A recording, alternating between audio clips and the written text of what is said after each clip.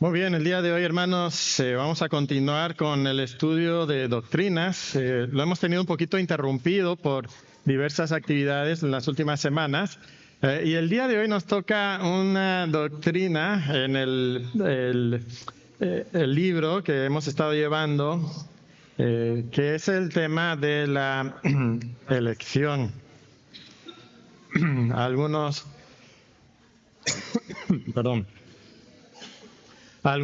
pues lo conocen como la predestinación y es interesante que nos toca este tema justamente ahora porque en las últimas semanas en los grupos pequeños hemos estado estudiando Romanos 8, 9, 10, ya estamos en el 11 y en esos capítulos estos temas surgen una y otra vez y lo hemos estado observando ahí en Romanos 9, 10 y 11, pero ahora pues nos toca verlo aquí, quizás de una manera un poquito más sistemática.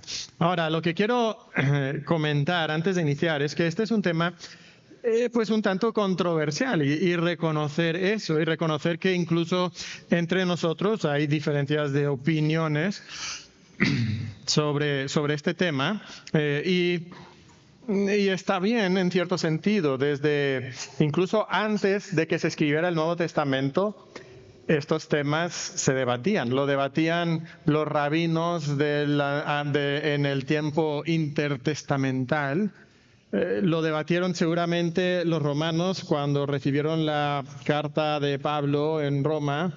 Seguramente Romanos 9, 10 y 11 son algunas de esas porciones que describe el apóstol Pedro cuando dice que Pablo había escrito cosas difíciles, pues seguramente estaban estos temas ahí incluidos. Y quisiéramos saber que, mira, no vamos a resolver todos los desacuerdos el día de hoy, no vamos a resolver y responder a todas las dudas y preguntas que hay. A la misma vez, tampoco el deseo es crear una división o un espíritu de conflicto y debate sobre el tema. Y si tú quieres seguir hablando mucho de este tema, genial, pues vamos a un Tim Hortons y ahí alrededor de la mesa pues nos damos unos buenos agarrones sobre el tema, ¿verdad? Ahora, lo que yo voy a hacer es intentar presentar lo que yo entiendo que la Biblia enseña sobre este tema. Seguramente otra vez vamos a tener ciertas diferencias, pero todos tenemos la obligación de llevar nuestras creencias a la palabra de Dios y buscar que la palabra de Dios nos enseñe, que nos instruya, ¿verdad? Eso es lo que debemos de hacer. Y entonces quisiéramos al final no terminar con un espíritu de discusión, de debate, de conflicto, sino como termina el apóstol Pablo en Romanos capítulo 11, con un espíritu de adoración al Señor, de gratitud al Señor por lo que Él ha hecho en nuestras vidas. Ahora, ¿por qué hay tanta controversia sobre este tema? Muchas razones, pero quizás la razón principal es que hay dos tipos de versículos sobre este tema que generan esta controversia. Algunos versículos los pudiéramos llamar versículos arminianos y otros versículos calvinistas. La realidad es que no son ni arminianos ni calvinistas, sino que son palabra de Dios inspirada y simplemente tenemos que ver lo que la palabra de Dios dice. ¿Cuáles son algunos de estos versículos? Bueno, versículos como Juan 3:16, que lo conocemos muy bien, o Juan 3:16, que dice: porque de tal manera amó Dios al mundo, que ha dado a su Hijo unigénito, para que todo aquel que en Él cree no se pierda, mas tenga vida eterna. ¿Verdad? Eso es lo que nos dice. Sí deben estar ahí los versículos. ¿Sí están? ¿Sí? Ok, bien. 1 Timoteo 2, 3 y 4. Ahí está, ok. 1 Timoteo 2, 3 y 4, ahí está, ok. Porque esto es bueno y agradable delante de Dios nuestro Salvador, el cual quiere que todos los hombres sean salvos y vengan al conocimiento de la verdad. Luego tenemos versículos como 2 de Pedro 3, 9. El Señor no retarda su promesa, según algunos la tienen por tardanza, sino que es paciente para con nosotros, no queriendo que ninguno perezca, sino que todos procedan al arrepentimiento. Ok, entonces tenemos estos versículos y luego tenemos otros versículos que nos generan cierta dificultad como Efesios 1, 4 y 5. Según nos escogió en Él antes de la fundación del mundo, para que fuésemos santos y sin mancha delante de Él, en amor, habiéndonos predestinados para ser adoptados hijos suyos por medio de Jesucristo, según el puro afecto de su voluntad. Un versículo que leyó el hermano Nelson hace un momentito, Hechos 13, 48. Los gentiles, oyendo esto, se regocijaban y glorificaban la palabra del Señor y creyeron todos los que estaban ordenados para vida eterna. Y un versículo como Juan 6, 44, que dice, ninguno puede venir a mí si el Padre que me envió no le trajere, y yo le resucitaré en el día postrero. Entonces podemos sentir la tensión entre los primeros 3 versículos que leímos y estos últimos 3 versículos que acabamos de leer.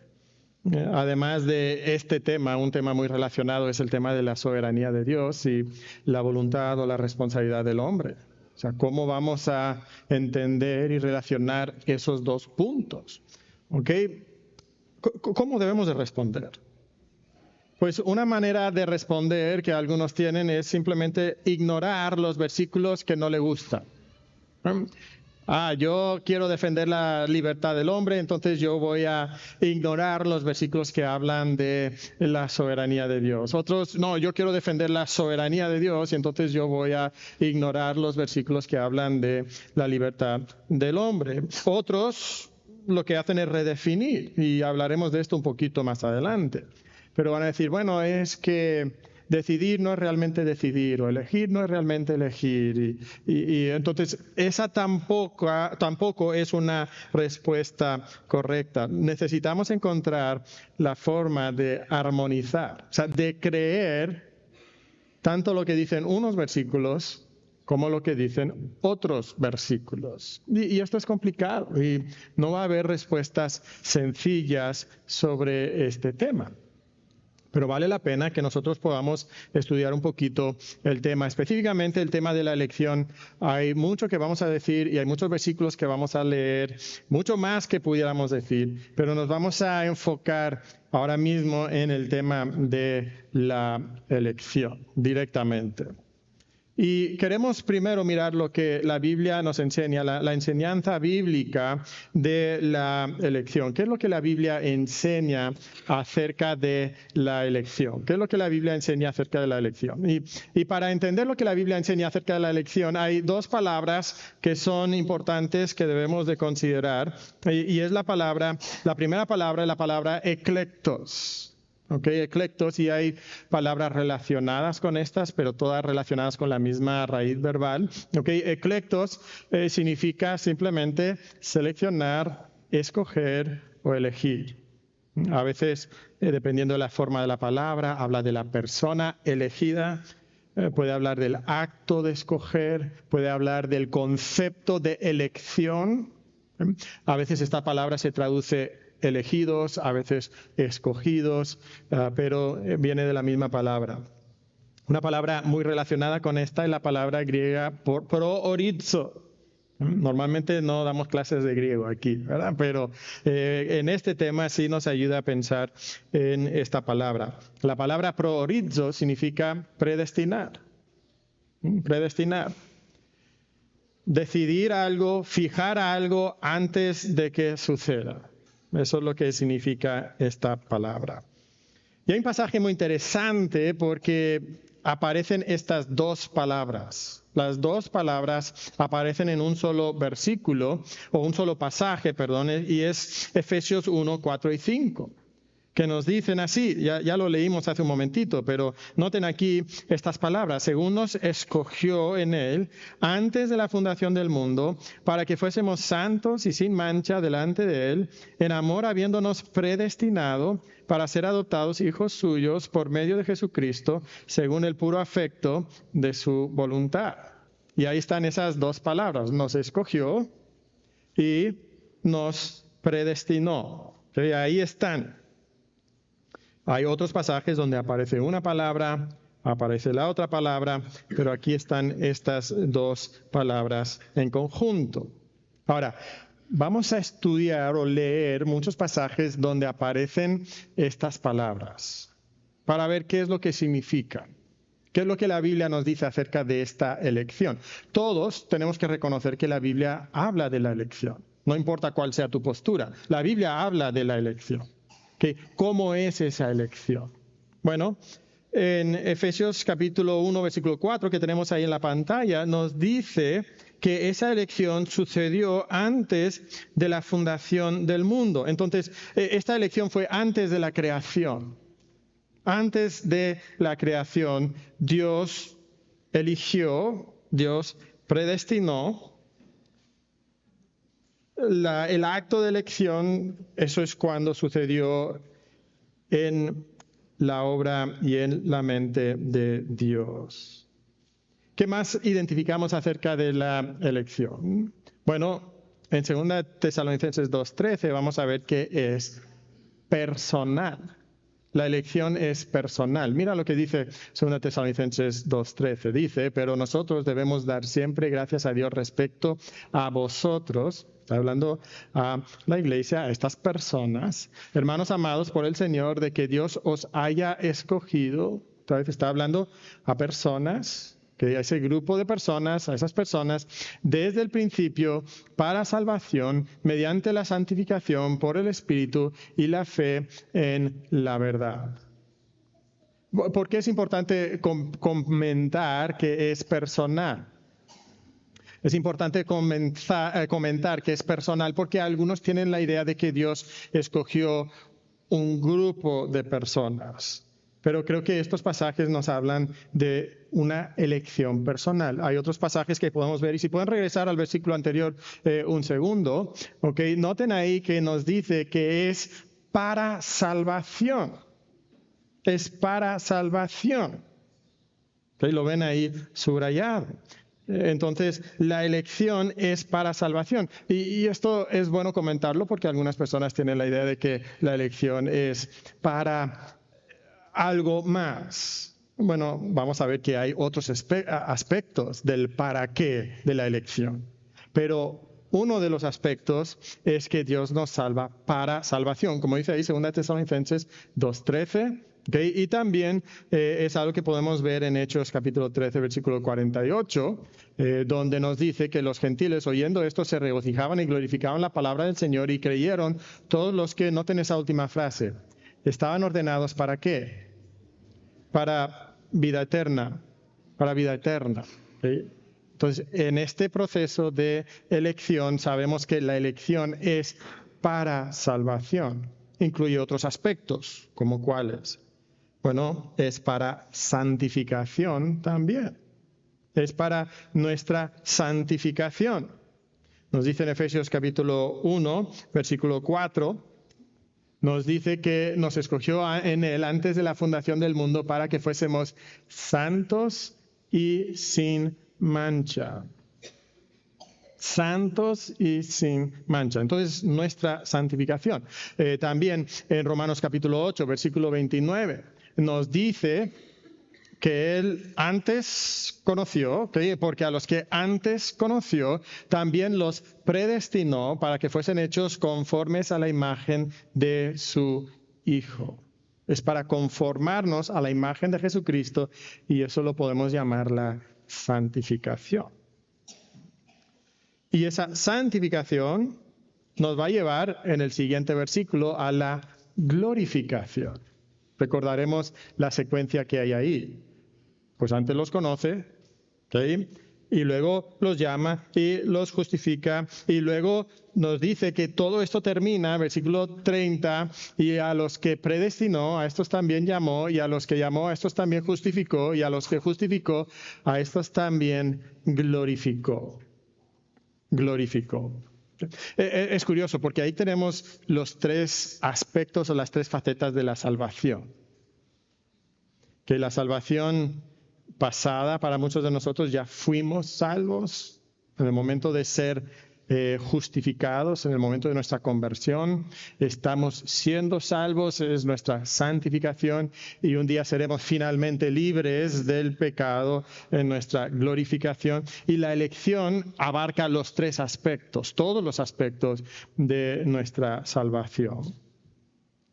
Y también todo esto, ¿para qué sucede? Bueno, sucede para la gloria de Dios. Todo esto es para la gloria de Dios. Leímos Efesios 1, 4 y 5, ya varias veces de hecho, pero Efesios 1, 6 nos dice que todo esto nos escogió en Él antes de la fundación del mundo para alabanza de la gloria de su gracia, con la cual nos hizo aceptos en el amado. Esta es la razón, ¿ok?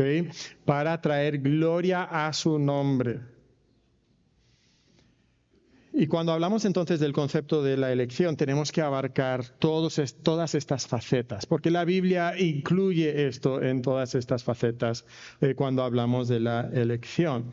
No podemos decir, bueno, es solo para esto o es solo para este otro aspecto. No, es para todos estos aspectos. Entonces, esto es lo que la Biblia enseña acerca de la elección y de las razones por qué Dios lo hace, el propósito de Dios en hacerlo.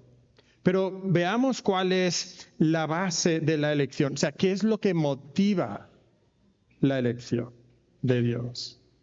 Nos dice en Efesios capítulo 1, 5, en amor. Entonces, el amor de Dios. El amor de Dios es lo que motiva la elección. El amor de Dios. Deuteronomio 7, 6 al 8, hablando Dios de Israel, acerca de su elección de Israel. Deuteronomio 7, 6 al 8, ¿no están justo antes? Ahí, gracias. Porque tú eres pueblo santo para Jehová tu Dios. Jehová tu Dios te ha escogido para hacerle un pueblo especial, más que todos los pueblos que están sobre la tierra. No por ser vosotros más que todos los pueblos os ha querido Jehová y os ha escogido, pues vosotros erais el más insignificante de todos los pueblos, sino por cuanto Jehová os amó y quiso guardar el juramento que juró a vuestros padres. Os ha sacado Jehová con mano poderosa y os ha rescatado de servidumbre de la mano de Faraón, rey de Egipto. Entonces, la base de esta elección, ¿cuál es? No es mérito de nosotros, no es algo que nosotros hayamos hecho, no es algún valor en nosotros, es el amor de Dios. Esta elección se basa en la voluntad de Dios. Lo hemos leído ya algunas veces, pero regresamos a Efesios capítulo 1, porque nos habla de esto. En amor nos predestinó para ser adoptados hijos suyos por medio de Jesucristo. Y noten esta frase, según el puro afecto de su voluntad. El puro afecto de su voluntad. Para alabanza de la gloria de su gracia, con la cual nos hizo aceptos en el amado. Y en el versículo 11 lo vuelve a repetir. En él asimismo tuvimos herencia, habiendo sido predestinados conforme al propósito del que hace todas las cosas, según el designio de su voluntad. Eso es según el designio de su voluntad. Entonces es el amor de Dios, es la voluntad de Dios y es la misericordia de Dios. Es la misericordia de Dios. ¿Qué nos dice Romanos 9, 16? Nos dice, así que no depende del que quiere, ni del que corre, sino de Dios que tiene misericordia. Sino de Dios que tiene misericordia. Esta es la base de la elección, es el amor de Dios, la voluntad de Dios, la misericordia de Dios. Y en Romanos 11, 5 y 6 nos dice que es la gracia de Dios. La gracia de Dios. Esto lo estudiamos hace apenas unos 10 días en el grupo pequeño. ¿Qué nos dice en Romanos 11, 5 y 6? Así también, aún en este tiempo ha quedado un remanente escogido por gracia. Y si por gracia, ya no es por obras. De otra manera, la gracia ya no es gracia. Y si por obras ya no es gracia, de otra manera, la obra ya no es obra. El versículo 6 ahí parece casi un trabalenguas, ¿verdad? Bueno, el punto es claro. Es por gracia. Es por gracia. El amor de Dios, la voluntad de Dios, la misericordia de Dios, la gracia de Dios y entonces también el conocimiento previo de Dios. ¿Ok? El conocimiento previo de Dios. Nos dice Romanos 8:29, porque a los que antes conoció, también los predestinó. Entonces, el conocimiento previo de Dios es parte de la elección, de la base de la elección. Lo vemos también en 1 Pedro 1:2. 1 Pedro 1:2 dice, elegidos según la presciencia. ¿Ok? Esa palabra, la misma que se traduce en Romanos 8:29, que habla de conocimiento anterior. ¿Sí? Uno es un verbo, uno es un sustantivo, pero es la misma palabra. La palabra griega es proginosko, que significa conocer de antemano. Ahora, justamente aquí es donde existe probablemente el mayor debate acerca de la elección. ¿En qué sentido es que nosotros somos elegidos? Bueno, que amor de Dios, voluntad de Dios, misericordia de Dios, gracia de Dios, sí. Pero específicamente aquí, ¿qué significa el previo conocimiento de Dios? Entonces, algunas personas entienden que la elección de Dios se basa en un conocimiento previo que Dios tiene de cómo nosotros responderíamos al Evangelio más adelante. Entonces, Dios, en la eternidad, antes de la creación del mundo, Él dijo, voy a crear el mundo, y como es omnisciente, Él sabe todas las cosas, miró en el futuro y dijo, pues se va a predicar el Evangelio, vamos a ver, ¿quién va a creer? Y entonces dijo, bueno, pues a esas personas voy a elegir. Y ese es el concepto que algunas personas tienen en cuanto a este conocimiento previo. Entonces, la elección de Dios en ese caso se basa en la decisión del hombre. Esa es la base finalmente de la elección. Ahora, yo considero, y aquí otra vez hay diferencias de opiniones, pero yo considero que hay varios problemas muy grandes con esa manera de entender la elección. ¿Cuáles son esos problemas? Bueno, primero, el concepto de conocimiento en la Biblia es mucho más allá de simplemente un conocimiento intelectual. De hecho, recordarán cuál es el resultado de cierto tipo de conocimiento cuando dice que Adán conoció a su esposa. ¿Y cuál fue el resultado de ese conocimiento? Pues Caín, ¿verdad? Ese fue. Entonces, tiene mucho que ver con un aspecto relacional, con un aspecto personal. No está hablando solamente de un conocimiento intelectual. Tiene que ver incluso en la Biblia mucho con los aspectos de amor y de pacto. Entonces, no solamente saber algo de antemano. Y la palabra griega puede significar eso. Pero sabes que esta misma palabra griega puede significar predecir. Predecir algo. E incluso una manera muy común de usar esta palabra en los tiempos del Nuevo Testamento entre los griegos era usarlo asociado con la palabra que nosotros conocemos como destino. El destino. Entonces, si algo ya se sabe de antemano, es algo que está destinado a suceder. Y entonces el concepto es destino. Y de hecho es curioso porque acabamos de leer 1 Pedro 1:2 para ver cómo Él nos elige de acuerdo a su presciencia. En ese mismo capítulo aparece la misma palabra en 1 Pedro 1:18. ¿Y qué dice aquí? Sabiendo que fuisteis rescatados de vuestra vana manera de vivir, la cual recibisteis de vuestros padres, no con cosas corruptibles como oro o plata, sino con la sangre preciosa de Cristo, como de un cordero sin mancha y sin contaminación, ya destinada. Ya destinada. ¿Saben qué palabra es esa? Es proginosko. Es proginosto. O sea, esta palabra tiene el aspecto de destino.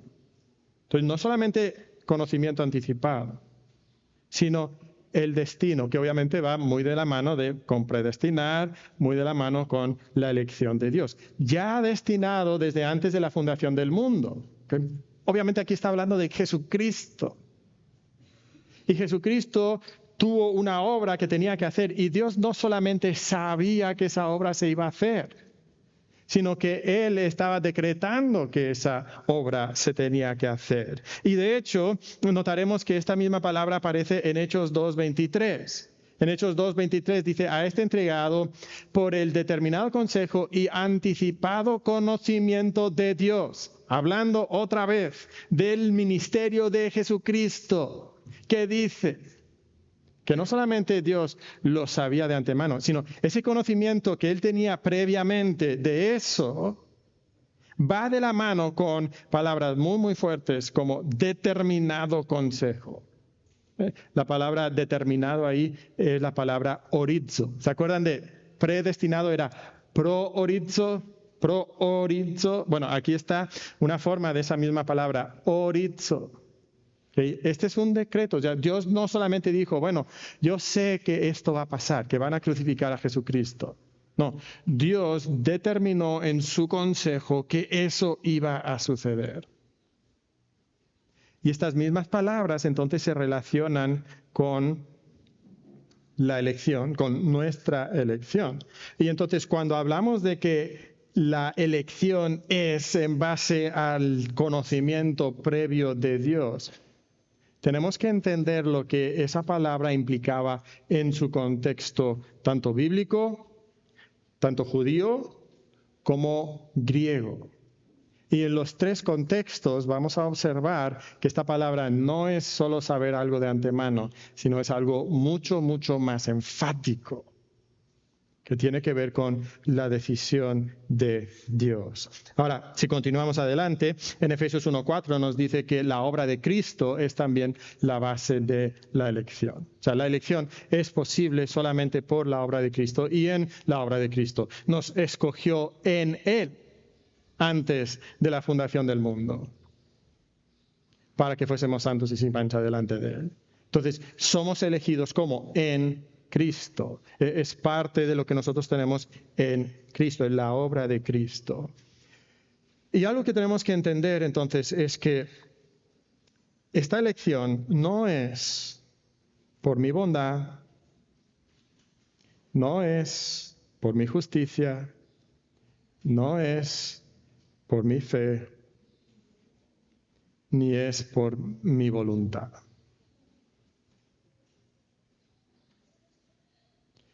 Y aquí es donde, pues, otra vez se generan ciertas molestias. No, eso yo no lo entiendo así. Pues está bien, ok.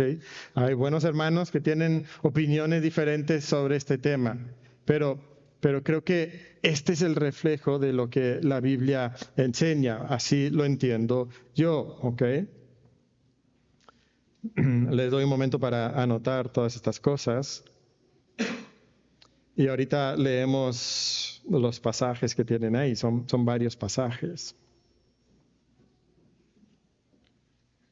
Entonces no es por lo que yo haya hecho, no es por mi bondad, no es por mi justicia, no es por mi fe, ni es mi voluntad. Que la elección no se basa en estas cosas. Noten, por ejemplo, Deuteronomio 7:6-8. Deuteronomio 7:6-8 dice, porque tú eres pueblo santo para Jehová tu Dios, porque Jehová tu Dios te ha escogido para hacerle un pueblo especial, más que todos los pueblos que están sobre la tierra. Mira el versículo 7.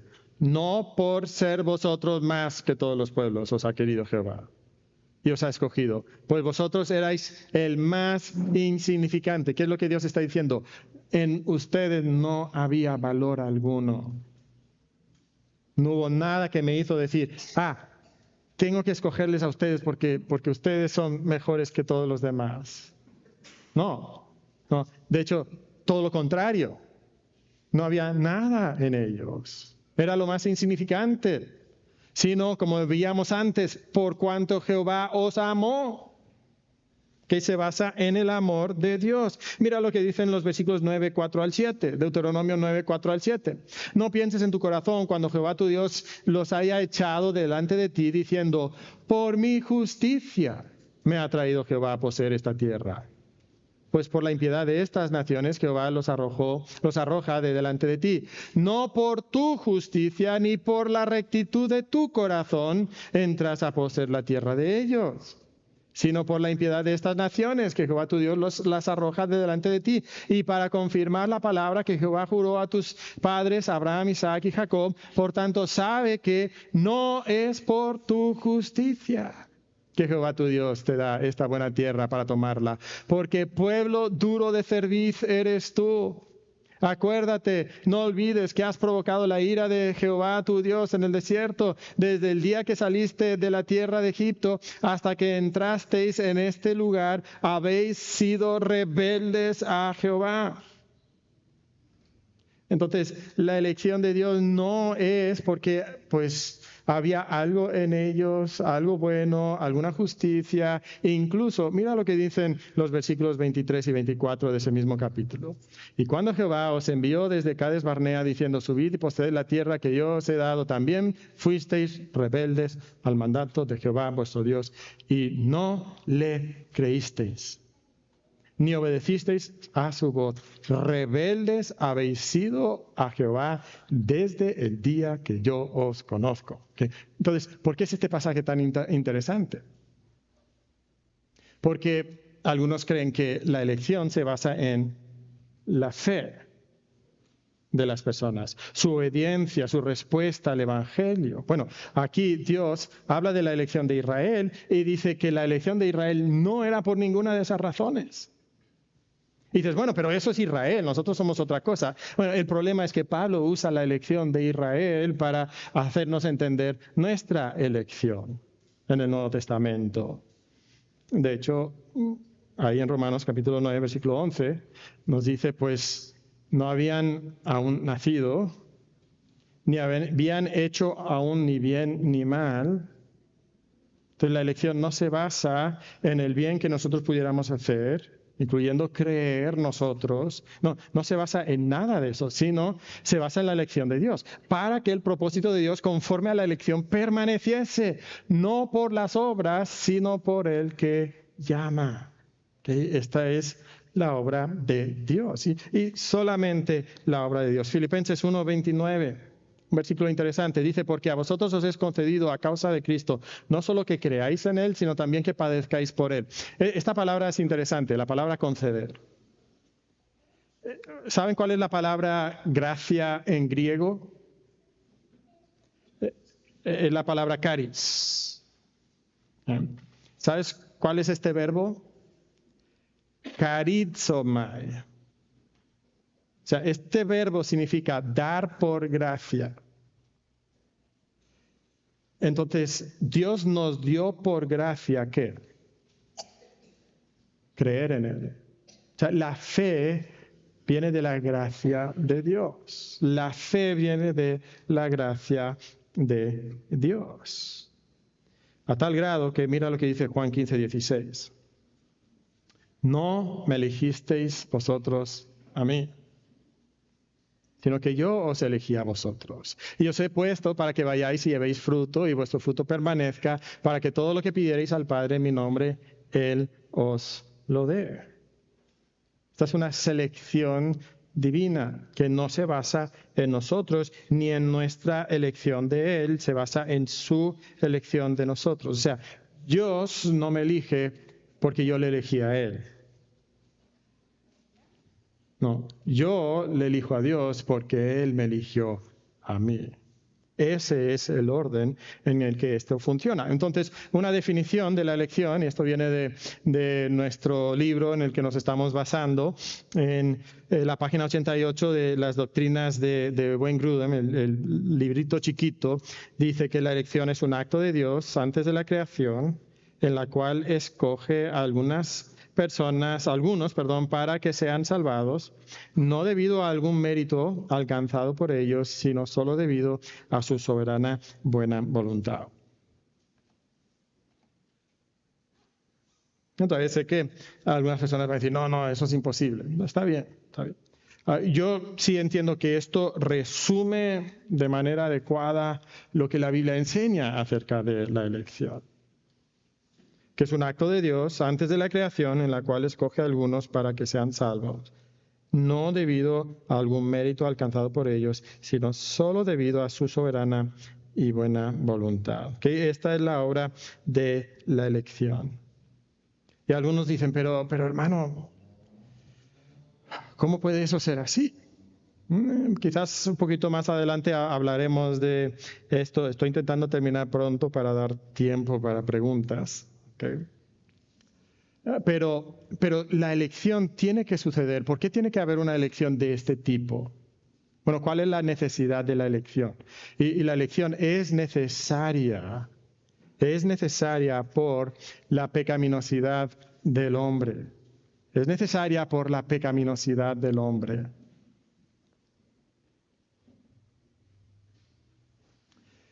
En nuestro estudio de Romanos, ¿se acuerdan? Romanos capítulo 3, ¿cuál fue la conclusión del apóstol Pablo sobre este tema? ¿Te acuerdas? Dice lo siguiente, como está escrito, no hay justo, ni aún uno, no hay quien entienda, no hay quien busque a Dios. Todos se desviaron, a una se hicieron inútiles. No hay quien haga lo bueno, no hay ni siquiera uno. 8 veces en 3 versículos el apóstol Pablo establece que no hay quien busque a Dios en sí mismo.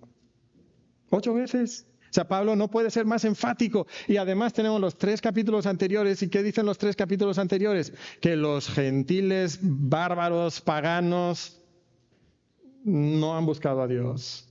Que los gentiles morales que tienen la ley de Dios escrita en sus corazones no han buscado a Dios.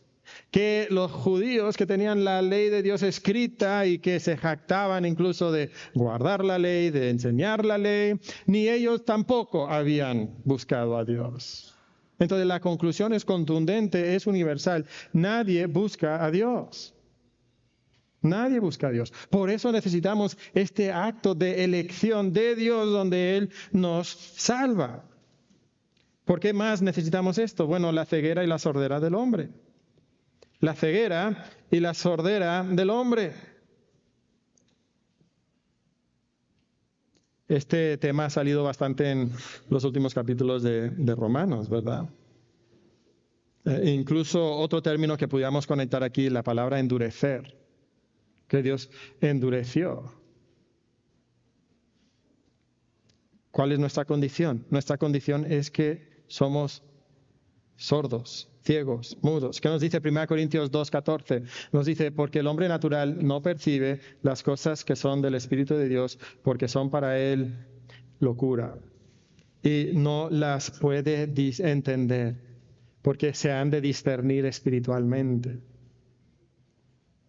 Esta es nuestra condición. No tenemos la capacidad de discernir las cosas de Dios. ¿Qué nos dice 2 Corintios 3? 2 Corintios capítulo 3, hablando de los judíos, dice, pero el entendimiento de ellos se embotó. Porque hasta el día de hoy, cuando leen el antiguo pacto, les queda el mismo velo no descubierto, el cual por Cristo es quitado. Y aún hasta el día de hoy, cuando se lee a Moisés, el velo está puesto sobre el corazón de ellos. El velo está puesto sobre el corazón de ellos. Esta es su condición. Ahora, en Cristo dice que es quitado. Ok, sí. Pero mira lo que sigue diciendo en el capítulo 4. Capítulo 3 habla de los judíos. Capítulo 4 ahora habla de los gentiles. Y dice lo siguiente, pero si nuestro evangelio está aún encubierto, entre los que se pierden está encubierto, en los cuales el Dios de este siglo cegó el entendimiento de los incrédulos. ¿Cómo es el hombre? Está ciego. Les ciega el entendimiento para que no les resplandezca la luz del evangelio de la gloria de Cristo, el cual es la imagen de Dios. Entonces piensa un momento, tienes una persona que está ciega, el sol le puede estar dando en la cara de lleno y él no puede verlo. ¿Por qué? Porque está ciego, está ciego. Entonces, ¿cuál es la única esperanza que tenemos? Versículo 6, porque Dios que mandó que de las tinieblas resplandeciese la luz, es el que resplandeció en nuestros corazones para iluminación del conocimiento de la gloria de Dios en la faz de Jesucristo. O sea, ¿qué diferencia hay entre nosotros que creemos en Cristo y aquellas personas que no creen en Cristo? Bueno, todos estamos ciegos. Pero en nuestros corazones, Dios mandó que resplandeciera la luz. Y se establece aquí una diferencia. Están ciegos ellos. En nuestros corazones, Dios manda que que resplandezca la luz. Y lo que todo esto apunta es que el hombre tiene una incapacidad. El hombre tiene una incapacidad. Una incapacidad de responder a Dios, una incapacidad de buscar a Dios, una incapacidad de creer en Dios, una incapacidad de discernir cosas espirituales. Está ciego, está sordo. Y por eso dice Juan 6:44. Por eso Juan 6:44 nos dice que ninguno puede venir a mí si el Padre que me envió no le trajere. Esa es nuestra condición. Romanos 8:7 nos dice, por cuanto los designios de la carne son enemistad contra Dios, porque no se sujetan a la ley de Dios, ni tampoco pueden. Hay una incapacidad en nosotros. Y Efesios 2:1, versículo muy conocido, ¿verdad? ¿Qué nos dice? Que nos dio vida cuando nosotros estábamos, ¿qué? Muertos. Porque el punto de que nosotros estemos muertos implica nuestra incapacidad. La imposibilidad de que nosotros nos salvemos a nosotros mismos. ¿Okay? Entonces, ¿a dónde nos lleva todo esto? Déjame darte algunas conclusiones aquí que nos pueden ayudar en la práctica. Con todo este tema, hay dos soluciones equivocadas. Algunas personas, como ya dijimos, lo que buscan es priorizar los versículos que defienden su postura. Entonces yo soy fiel defensor de la soberanía de Dios, entonces casi quiero borrar del mapa los versículos que hablan del hombre y de su responsabilidad de responder al mensaje. Otros, voy a defender la libertad del hombre, entonces, voy a borrar de la Biblia aquellos versículos que hablan de la elección de Dios. Algunos dicen, no podemos borrarlo. Entonces, la segunda opción es, voy a redefinirlo. Entonces, yo priorizo los versículos que me gustan y redefino. Entonces, por ejemplo, algunos calvinistas llegan a un extremo de decir, realmente el hombre no decide. Dios ya eligió, entonces da igual lo que diga el hombre. Aunque él quiera o no quiera, va a ser salvo. Eso es incorrecto. Otros van a defender la voluntad del hombre, la libertad del hombre. Y entonces van a redefinir elección. O sea, elegir, por ejemplo, realmente Dios no eligió. Tú elegiste a Dios y entonces Dios te eligió a ti, como que sé yo. ¿Okay? Déjame explicarte por qué creo que esto no puede ser cierto con una pequeña ilustración. Vamos a decir que yo quiero casarme y termino casándome y dije, yo escogí con quién me voy a casar, pero lo que yo escogí es casarme con la persona que me escoja a mí. Entonces, ¿realmente tú escogiste? O sea, yo no decidí con quién casar. Yo escogí, pero lo que yo escogí es que la persona que me escoja a mí. Entonces, tú escogiste, eso realmente no es escoger, ¿verdad? Eso no es escoger. Y quizás alguien dice, pero para desarrollar un poquito la ilustración, pues pudiéramos decir, es que yo vislumbraba que tal persona me iba a escoger. Entonces yo decidí que yo iba a escoger a la persona que me escogiera a mí, pero yo ya sabía que era ella que me iba a escoger. Es un poquito ridículo eso, ¿verdad? De por sí, pero otra vez sigue sin ser escoger. Pero aun si fuera posible, Vamos a decir que yo digo que yo escogí con quién casarme y que lo hice sin que mi cónyuge hiciera nada y que no dependiera de nada más que el puro afecto de mi voluntad y que no es por su bondad ni su justicia que la escogí. De hecho, ella ni me quería, ella era rebelde.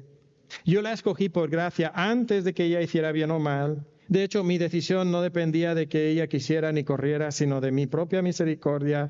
Y de hecho, ella no me eligió a mí, sino que yo le elegí a ella. Y de hecho, ella ni podía escogerme si yo no le hubiera traído. Y eso yo lo determiné antes de la fundación del mundo. Pero luego al final digo, no, pero esa elección realmente la hizo ella. No, yo la hice porque ella decidió. O sea, ¿pueden ir esas dos cosas juntas? O sea, toda esa serie de cosas que acabamos de leer, que o sea, son citas textuales, ¿no?, de la Biblia sobre la elección, y luego decir, no, pero al final ella decidió y yo la elegí a ella porque ella... No, creo que eso no hace justicia a lo que la Biblia dice acerca de la elección. Y entonces tenemos que tener cuidado de no llegar a un punto donde estamos redefiniendo lo que son esas palabras acerca de la elección. Entonces, no queremos priorizar ciertos versículos o redefinir los otros. Lo que buscamos es que estas dos verdades convivan en una armonía misteriosa. Y cuando digo armonía misteriosa, estoy diciendo que tenemos que aceptar los versículos que hablan de la soberanía de Dios tal como son. Y tenemos que aceptar aquellos versículos que hablan del hombre y su responsabilidad, su necesidad, de su voluntad, y aceptar que la Biblia enseña eso también. Y no diluir una u otra de las clases de versículos y entender que finalmente yo no voy a poder resolver todas mis dudas. Yo no voy a poder explicar exactamente cómo estas dos cosas funcionan, pero que la Biblia dice que Dios escoge a personas para salvación. Y que también manda a todo hombre a responder, a venir, y que el hombre debe de decidir, debe de escoger venir y responder y creer. Ahora, ¿cómo armonizamos todo eso? Bueno, podemos debatir un poquito los puntos finos de eso. Pero lo que podemos entender, lo que yo entiendo es que eso solamente es posible cuando Dios le da vista al ciego, donde Dios emblandece y da un corazón tierno al que tiene el corazón endurecido, que no es un grupo de personas o un segmento, sino es cada uno de nosotros. Y entonces tenemos que permitir que estas dos cosas vivan en esta armonía misteriosa que va a superar nuestra comprensión. Ahora déjame darte 4 sugerencias más. Vigila que tu sistema teológico no redefina el texto. Todos tenemos la tendencia a hacer esto. Todos. Y yo tengo que vigilar en contra de eso. Yo tengo que dejar que el texto hable. Y tú también tienes esta tendencia y tú también tienes que dejar que el texto hable. Pero no tengas miedo de dejar que el texto hable. De dejar que el texto diga lo que realmente el texto dice. Entonces ten cuidado de no imponer tu propio sistema teológico a los pasajes de la Biblia. También, no pelees con tus hermanos. Debemos de recordar que hay muchas cosas que todos nosotros tenemos en común. Muchas creencias, muchos aspectos de la doctrina bíblica que compartimos en común. Y si en este punto no lo compartimos, quiere decir que, pues entonces no puedes ser miembro de esta iglesia. Pues yo ya no puedo salir a comer contigo. No, por supuesto que no. Creemos en el Dios trinitario, creador del universo. Creemos en que Jesucristo vino a la tierra a morir, que murió en la cruz. Creemos que la salvación es por gracia. Creemos que es por fe. Creemos muchas de las mismas cosas en uno de estos puntos más complicados de la teología que por milenios ha creado algún tipo de discusión y desacuerdo. Sí, es difícil, pero recuerda que compartimos muchas cosas en común. Y tristemente, de ambos lados de este debate, algunos quieren alzar este tema y hacerlo algo mucho más importante de lo que es. Y no estoy minimizando la importancia de esto, es un tema bastante importante, pero hay otras cosas que tienen un valor mucho más grande que este debate. Entonces, tengamos cuidado en no distorsionar la importancia que le damos a este punto, simplemente porque nos llama la atención. ¿Okay? Entonces, no debemos de pelear con nuestros hermanos acerca de estos temas. Pueden a veces haber algunas buenas conversaciones. ¿Okay? Les quiero dar una pequeña exhortación pastoral. Sí les puedo dar una exhortación pastoral. ¿Okay? Los grupos pequeños, ¿okay? Ese no es el contexto para debatir. ¿Okay? Si tú quieres debatir, invita a tu líder de grupo al Tim Hortons. Ahí lo debates. Puedes dar una opinión, puedes explicar lo que tú crees brevemente, pero no conviertas el grupo pequeño en un debate teológico. No es el punto de los grupos pequeños. Y recuerda que en todos estos pasajes, aun cuando pudiéramos diferir en este punto, hay muchas cosas en las cuales concordamos. Estamos de acuerdo. Entonces trabaja estos puntos ahí. También tenemos que evangelizar con pasión y convicción. Lo escuchamos en la predicación el día de hoy. Tenemos que predicar con pasión y convicción. Lo podemos hacer con confianza. ¿Okay? Dios manda tanto los medios como el fin. Y el medio que Dios ha establecido es la predicación del Evangelio de Jesucristo. Ese es el medio y lo vamos a hacer. De esa forma las personas, los elegidos, todos lo podrán escuchar, pero los elegidos lo van a oír y Dios les va a abrir sus oídos para que ellos puedan tener fe y sean salvos.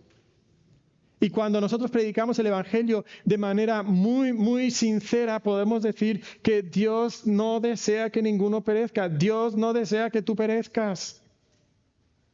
Dios quiere que tú vengas al arrepentimiento. Eso es lo que Dios desea y se lo podemos decir. Tristemente, del lado calvinista, hay algunos que han llegado al hipercalvinismo. Yo recuerdo escuchar a una persona que le estaba diciendo a otra, oye, yo no sé si te puedo evangelizar porque yo no sé si tú eres elegido o no. ¿Okay? Esa es una aberración. Me atrevería a decir que estás rayando si no es que ya has caído en la herejía en ese punto. Nosotros, humanamente hablando, no sabemos quiénes son los elegidos. Entonces, ¿cuál es nuestra responsabilidad?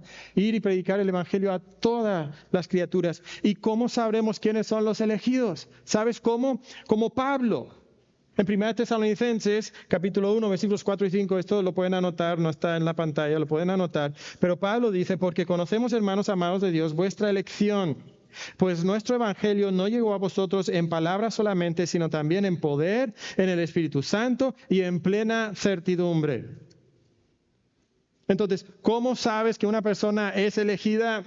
Probablemente ni lo sepamos con certeza del todo hasta que estemos en la presencia de Dios. Pero si hay una manera de saberlo es cuando tú predicas el evangelio y el evangelio llega a esas personas en poder, en el Espíritu Santo y en plena certidumbre. Y dices, bueno, esta persona está dando esa evidencia. ¿Okay? Así lo entendió el apóstol Pablo. Y, ¿sabes, hermanos? Algunos creen que esta doctrina pudiera desmotivarnos a predicar el Evangelio. Y tristemente, sí ha sucedido eso a veces. Pero no va de la mano, no es una conclusión necesaria. De hecho, esta doctrina debería de motivarnos a predicar. ¿Por qué? Porque nosotros sabemos que, como dice Jesús en Juan 10, Él tiene ovejas que no son de este redil y donde tú vayas a predicar el Evangelio, Dios tendrá esas personas que van a escuchar, van a responder porque Él les ha abierto los ojos y tiene la garantía de fruto. Sería la locura más grande del mundo dejar Monterrey, México, irse a Indonesia a predicar. Porque ahí la gente no quiere escuchar. Ahí no va a haber fruto, como pudiera haber aquí. Pero nosotros creemos que Jesús tiene ovejas que son de otro redil en Indonesia. Y entonces Daniel y Abby pueden ir a Indonesia y pueden ir con convicción, pueden predicar el Evangelio con valentía, sabiendo que ahí hay personas que son ovejas de Jesucristo, que necesitan escuchar, necesitan creer y necesitan ser salvos. Ahora, para concluir, entonces, el último punto es: permite que la elección te lleve a la adoración, no al pleito, no a la discusión, sino a la adoración. Y si nosotros terminamos enojados, peleados, no hemos comprendido la elección como Pablo la ha explicado, porque ¿cuál es la conclusión de todo lo que Pablo dice en Romanos 11? Dice lo siguiente en Romanos 11, 33 al 36. Oh profundidad de las riquezas de la sabiduría de la ciencia de Dios. Cuán insondables son sus juicios e inescrutables sus caminos.